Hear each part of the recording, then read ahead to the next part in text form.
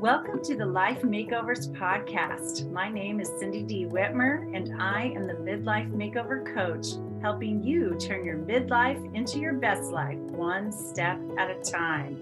Through powerful conversations, my own midlife roller coaster story, and over 3 decades of helping people transform their lives through counseling and coaching, I am on a mission to help you create your own definition of success and happiness. Thank you for being here. Hey, everybody. Happy Wednesday to you. It's so great to be here with you. Thank you for taking time out to be here with me. I hope you're having a great week so far. One of the subjects that comes up a lot in my coaching with everyone is letting go and how to do that, and what it means if we do, and all these kinds of things. And so I thought it would be really great to spend a significant time really pouring over this subject, because it seems to be such a difficult challenge. I know some of you have just spent the Easter season, the Lenten season, for those of you that have some religious beliefs and so forth, and that the Lenten season for some is a season of also letting go. And I know this has been on your minds. And then a lot of people are spring cleaning and literally striving to let go of stuff. And so anyway, it just comes up all the time in my coaching practice. And as I shared on Monday, I've been going through a lot of letting go of stuff as well, and helping my beloved and his family to let go of stuff, because we're clearing out this large storage building we have on the property, which is going to be where we have our wedding festivities in the near future. So we needed to really pour over things and find new homes for things and that kind of thing. And I am happy to report that we have supported 9 local nonprofits in this project. Oh my goodness. Anyway, I have easily let go of a lot of things. I think it's been a little harder for others, but that's okay. We've gotten there. So, but let's talk about, it's far more, letting go is far more than just letting go of stuff. So just to reiterate that. As a matter of fact, what are some other examples of letting go in life? Well, okay, so yeah, the stuff we no longer want, need, or use, right? The stuff we no longer want, need, use, or love, I should say. And watch out for memory clutter. That's clutter that you have just because of deceased loved ones, or the trophy you got in high school that you never look at, or photos from the 60s that that are torn up or lost in the bottom of a dusty box. And then there's digital clutter, which is the 3,000 emails you have in your inbox that you're keeping and tagging for whatever reason. Your inherited clutter, that's, the generation after generation, things are passed down and you've been gifted them and you wonder why, and that kind of thing. Okay. And so stuff, all kinds of stuff. The stuff, I found clothes, not of mine, but of others, with tags on them in the storage building, that have been shoved away in bags and boxes for years. It's stuff right in the flow of your own house, and mine too, that like one of the things I decluttered also of my own stuff in the house was my puzzles. Like, I'm a puzzle freak, and so I collect them and people give them to me, and I love them. I love them. And I got rid of half of them. I was really proud of myself, but I had 50 puzzles sitting around in this closet. So, but our local library sells them to support the mission of the library. So I was really excited to give half of them to them. Okay, so stuff is one of the things we can let go. Other things we need to let go sometimes is dreams. Dreams that we have, dreams that we know aren't yours, right? They're somebody else's for you. I had someone in my that was close to me that wanted me to become a PhD really bad. And he kept pushing and pushing and pushing. He wanted me to be the first PhD in the family and do this and do that. And that wasn't my dream. You know, it's a great dream. And I certainly respect people who have that dream and follow through with it, but it wasn't my dream. So you want to let go of dreams that aren't yours, and or dreams that no longer align with you in your life. Like I needed to, in my first marriage, finally let go of that dream of that one lifelong lasting marriage, the future golden anniversary. I had to let go of that dream to really be able to live my life. So those are some examples. Another thing we let go sometimes or need to is relationships that are abusive, that are chronically unhealthy and toxic, that are strained most of the time. You want to focus on the positive, healthy ones in your life, or keep nurturing those relationships that are most important to you to get them as healthy as you possibly can, and for do your work, your personal work, so you show up as healthy as you can. But the other ones, you know, you want to minimize or end the other ones, put up strong boundaries or end them, right? So that's another thing of letting go. And then for sure, I want you to let go of regrets and guilt and shame. These are all emotions that we have, or states of being that we feel, that are based on the past, which is over. If you need to make amends with someone, by all means, make amends so you can get on with it. You want to learn, you want to capture the lessons of those experiences where you're feeling guilt around, or regret around, or shame around. Capture the lessons. They were no doubt opportunities for growth in your life. So for sure, catch the lessons, for sure, grab them, you know, any learning you can get from them or gifts from those difficult experiences. Make amends, clean your slate as much as you're able to, and then move on. Like, it serves no one on this earth, for any of us, to hang on to guilt, regret, and shame. It just weighs us down. It causes us not to show up in the best ways in all our other relationships and circumstances. And so it's really a damaging thing to hang on to. Okay. And then number 5, the 5th thing that we can let go of, we might want to consider letting go on, is some beliefs that no longer serve you.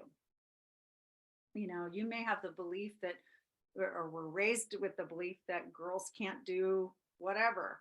One of my friends just recently shared in a little gathering that she wanted to be an astronaut when she was growing up, but she got the message that girls don't do that.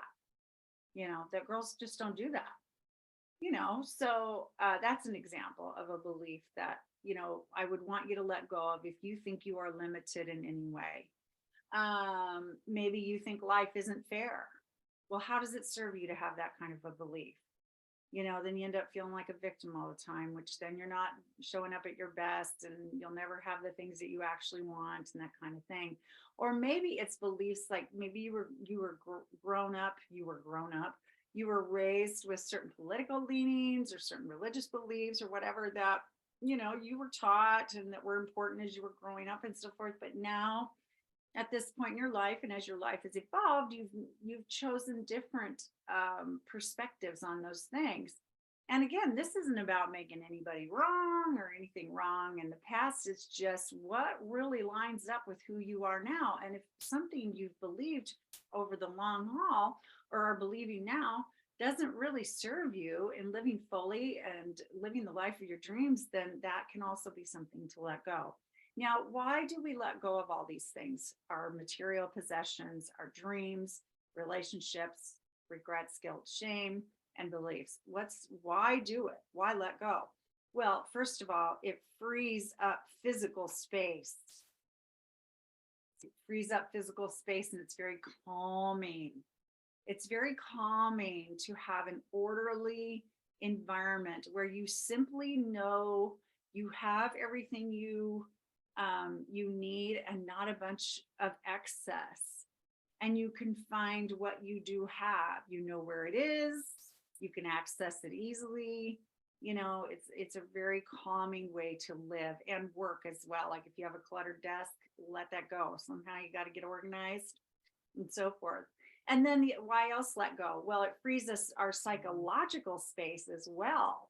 It frees our psychological space to let go of, all those heavier emotions that we're hanging on to, or those beliefs that are very painful. And it really gives us more energy, it lightens us up, it gives us more emotional and physical energy. And then letting go supports our clarity and our simplicity. So it helps, working on letting go. Excuse me. Oh, goodness. Working on letting go really gives us the opportunity to be very clear, because we're hanging on to what we clearly want in our lives, right? When we're doing activities and the personal work in learning to let go, it helps us be clear about what we want, what's important, what we need, and so forth. So it supports that a life of clarity and simplicity. Again, there's that word again, right?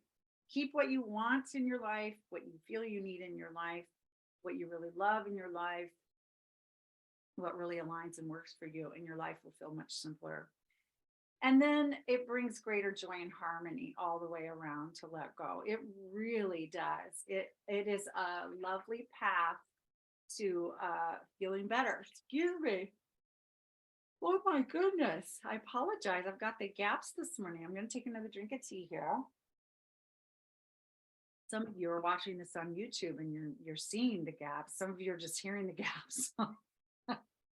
Anyway, this is Cindy showing up authentically to her podcast.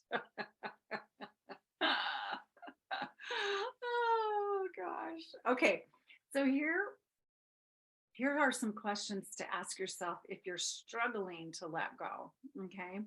There's 3 questions. Number 1, how is it serving you to hang on to whatever you're hanging on to, and resistant to letting go? And again, this is about material things, and it's about so much more than that. Okay, so how is it serving you to hang on? Think about that. There's some reason you're doing it.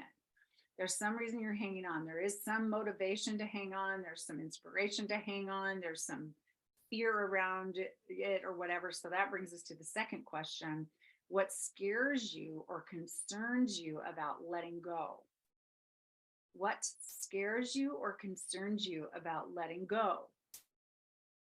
Okay, so the answer to that question might give us some clues about why you're not doing it, right?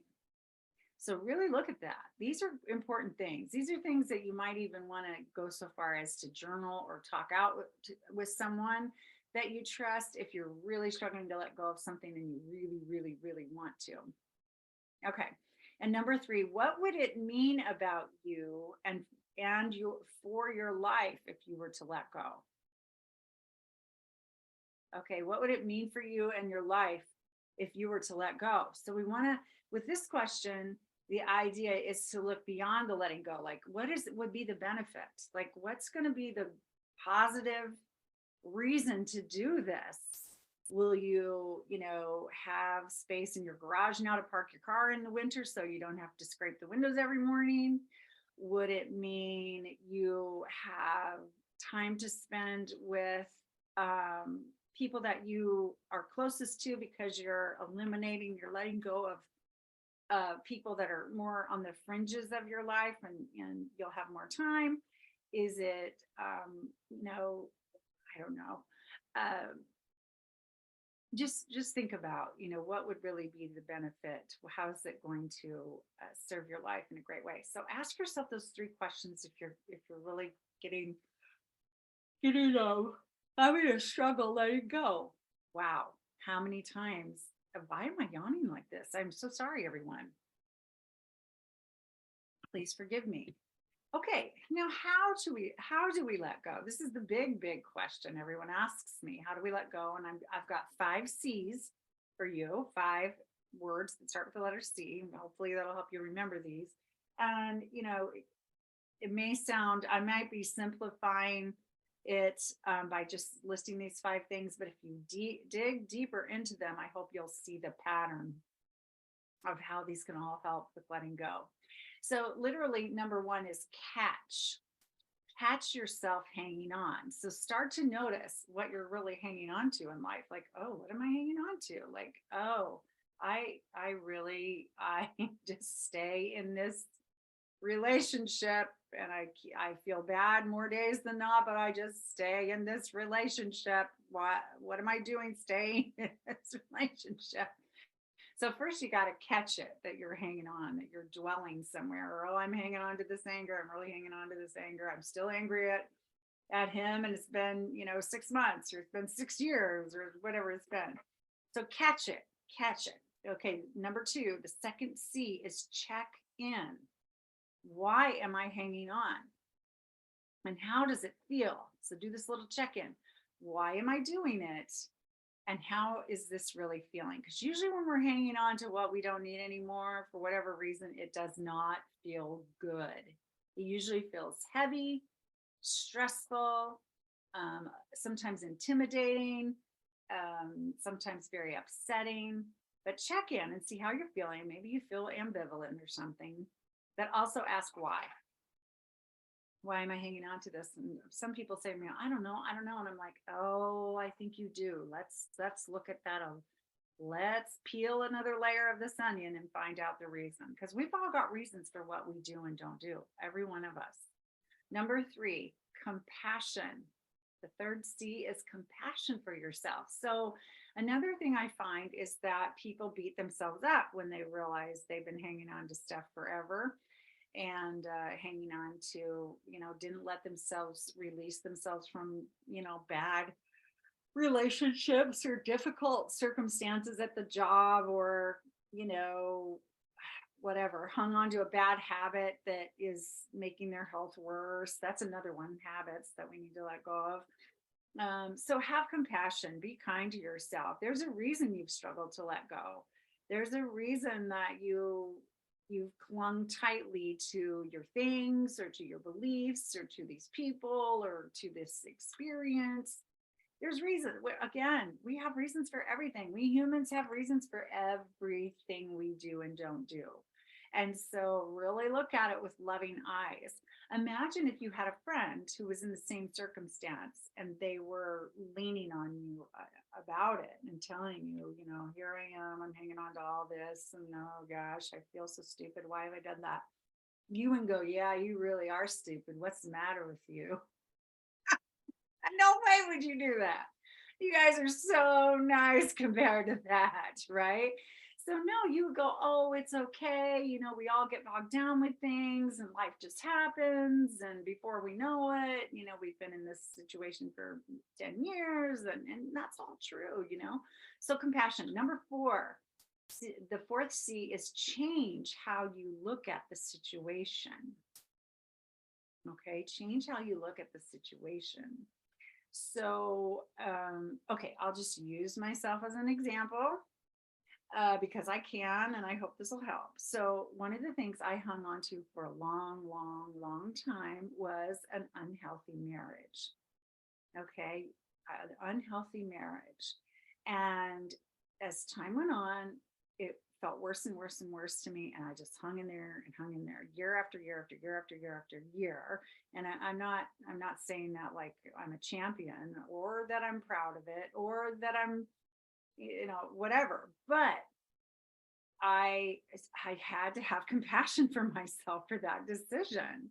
And when I changed how I saw it, I could have just said, man, how could I have been such an idiot staying that long? But when changing how I saw it, it was like, no, I had really good reasons to stay and try to make it work. There were positive things about our marriage for sure. And I loved him, and I believe he loved me, and we had these 2 kids we were still raising, and a whole life together and a whole history together. And, so that was one way to look at it, to feel more compassion around the situation of staying. And then to help me let go, I changed how I saw it too. I used to think of divorce as the big bad D word, right? I mean, I not against other people, not judging people who've been divorced, but just that it's like this sad, awful thing, right? That divorce is a sad, awful thing. Well, I changed how I saw that as well. I saw it as a way to get healthier and for all of us to be healthier. All of us, meaning my husband or ex husband, myself, our kids, to all live in a healthier way because none of us were with as destructive as David's and my relationship had gotten. Even though we tried to hide our problems and, tried to shelter the kids from them as much as possible and, blah, blah, blah, blah. Right. So I wanted the kids to witness me in a healthy relationship with someone. And thank goodness they are now. Of course, they're adults now, but they are witnessing that happening now. And I wanted them to see that it is okay to change your life if you need to, even in the most dramatic ways, if it means your health, if it means your happiness, if it means your fulfillment, and so forth. And anyway, so I changed my attitude about divorce too, and what it could mean for everyone. And that helped me let go of the marriage as well. Okay, that's just an example. Number 5. Okay, here's another example though. I'm going to say it right now because I have this thing. Okay, so my father has been deceased almost 10 years. Okay, almost 10 years. And I have a few of his things yet. But one of the things that I took out of his yard was his little yard windmill. And when I moved it to Kansas, and when I moved it, I had it for several years and everything was fine. But when I moved out here in this wide open space with Ed several years ago, the wind the wind just took the windmill and blew it to bits. And then we had it fixed, and then it blew it to bits again, and then we moved it and it broke again. Anyway, so we've had this partially broken windmill in our yard for years, fixing it, trying to, get it solidified to the ground so it wouldn't go flying and breaking. And I mean, I've tried to help it be successful and safe. Ed's tried, his buddy Steve's tried. Thank you all for trying. For 10 years, I've been hanging on to this windmill, and it's been half broken half of the time. Why am I hanging on to this windmill? Well, I think what I'm doing, I've caught myself hanging on to it. Yep, checking in. Why am I hanging on to it? I think I'm hanging on to my dad. I think as long as I have that windmill, I'm hanging on to my dad. And I am going to hang on to my dad. I mean, I'm never going to let my love for my dad go. I mean, that's silly. We don't have to do that just because people are deceased. But in a symbolic way, I think I thought, I'm going to keep that thing till I'm 100 just because it was my dad's, even though it's broken, not functioning, and has really taken up a lot of time, money, and effort on all of our parts. This little yard windmill that he had for probably, I don't even know how many years, 20 or 25, 30, before I ever got it 10 years ago. So I'm having compassion for myself. It's a grief response. And it was a cute windmill when it was all in one piece. But I'm changing how I see that now. I'm going to let it go. I'm going to get rid of it now with this whole declutter that we're doing. I just told Ed this the other day. I said, okay, it's time. I am going to get rid of it. I'm going to let it go. And I don't see it as being disrespectful of my father, or no longer missing him, or no longer caring, or no longer hanging on to my love for him. That's ridiculous. It's not that powerful. It's an old windmill. So there you go. So if it's whatever it is that you're attempting to let go of, change how you see, what it stands for or why you're hanging on to it. Change how you see, the process, what it would mean if you let go of it. Okay. And then the last C, number 5, is clarity. So when you have clarity, again, there's that word. When you have clarity, okay, That means you know what you really want. And then you can sort out what you do not want that you're hanging on to and let go of all of it. All of it. Um, Commitments you've made that you no longer have time for, effort for, believe in, whatever. Get off those boards, get out of those organizations, um, whatever that is. Um, the material things you don't wear, you don't use, you don't like, they're broken, they're ripped, they're not your style anymore. Um, they're just collecting dust in your attic or your garage or your basement. Those kinds of things. And on it goes. The relationships that you just have struggled with for years and years and years. It's like you don't have to do that. So get really clear about the kind of life you want to live and start living it by letting go of everything that does not line up with that vision for yourself. Okay.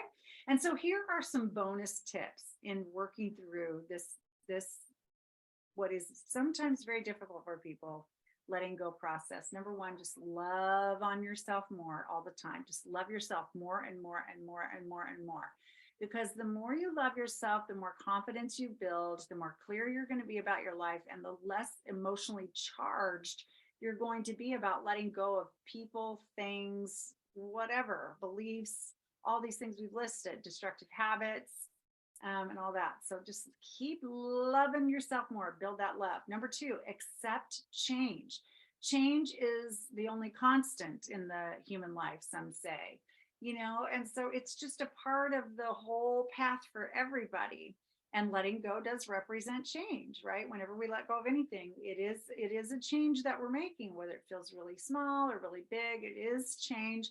But accept that's just part of it. And hopefully with every change we make, we're actually moving forward in a more positive way. And then number three, be patient with the adjustments that you're making. Don't let it go of everything at once. You don't have to put yourself through that much, but start small, start with something that feels easiest. Maybe clean out your junk drawer in the kitchen or in your office. Don't you all have one of those drawers that you open and you go, wow, this is all a bunch of random stuff that we've just thrown in here over the years. What's even in the very back? We don't even know. We can't even find what we want to find because there's so many random things in here. We've all got that drawer. Start there. You're not going to be emotional about a chip clip or a or a handheld can opener, or little notepads or broken pencils, or staples that fell out of the stapler, or a recipe that's all crumpled up in the back, or whatever's in there, or the coins, the random coins that are laying there. You're not gonna be like, oh. So go through that junk drawer, clean that sucker out, keep only what you need, let go of everything else. And that will be an inspiring, encouraging activity. And let me know you're doing it. Send me an email. Tell me about it. Cindy@cindydwhitmer.com. But be patient with yourself. Start small and build up, okay? Number four, live in the moment. Here's another way to let go, people. Just stay in the moment. Stay in the present. It's all we've got anyway, is right now. So when you're, hanging on to regrets, hanging on to shame, hanging on to what happened last week with your brother or your best friend or your neighbor or your colleague, that's old news. That is old news. Just stay in the present, let go of everything else, and enjoy it. Enjoy it. And then number five, grieve fully. Okay. When you're experiencing feelings of loss, which letting go can do, can be part of why we don't do it, is because we're grieving and we don't want any more loss. Letting go does trigger some feelings of sadness and loss sometimes relief, though, I must say, and other positive, energizing feelings. But if you're grieving, grieve fully. Really let yourself grieve. Allow those emotions, every one of them. Be vulnerable and take care of your grief. Take care of your grief, because then you'll be more equipped to let go of the things that you want to let go. And then number six, trust and have faith. Have faith, even if you don't have faith, find faith and trust because when you let go, you are opening yourself up to greater possibilities. I promise you this, like things, we are opening up space in our heart, in our time, in our physical lives for the greater good to come in. Okay. So when you lose those toxic relationships, for example, that may mean a new, exciting, fun, healthy relationship is on its way, but it hadn't had room to come in because you've been bogged down with some of these other relationships. Same with your time being bogged down with things that you're not really passionate about anymore. When you let go of those things, then there is room for your passions. There's room for new, exciting experiences and adventures to come in. And then when you clean up your physical spaces, oh my gosh, you're going to breathe easier than you've breathed in years. I promise you this. And you're going to work more efficiently, and you're going to feel more comfortable, like you're living in a sanctuary, not in a dumping grounds. It's just a wonderful feeling. So hang on to that trust that you're opening yourself up to greater possibilities by letting go. So, okay, well, that's a lot of information. That's a lot to give you to think about today. So I hope this was really super helpful. Feel free to, like I said, to email me, Cindy@cindydwhitmer.com, and tell me what you're letting go of. I'd love to hear it, and let me know what's tripping you up. I'd love to respond and support you as you're learning to let go, because I'll tell you, I believe so strongly in this. I think it's one of the greatest spiritual practices, one of the best ways we can grow personally, and one of the greatest ways that we can contribute better in our lives and be happier is by letting go. So I wish you all the best in that process, and I will talk to you again soon. Bye-bye. Thank you so much for listening. How would you like to receive my #1 best-selling book, The Midlife Makeover Method? All you have to do is leave a review for this podcast, take a snapshot of it, and send it to Cindy@cindydwhitmer.com. We'll drop the email address in the details, and I will talk to you again soon. Thanks for listening. Bye-bye.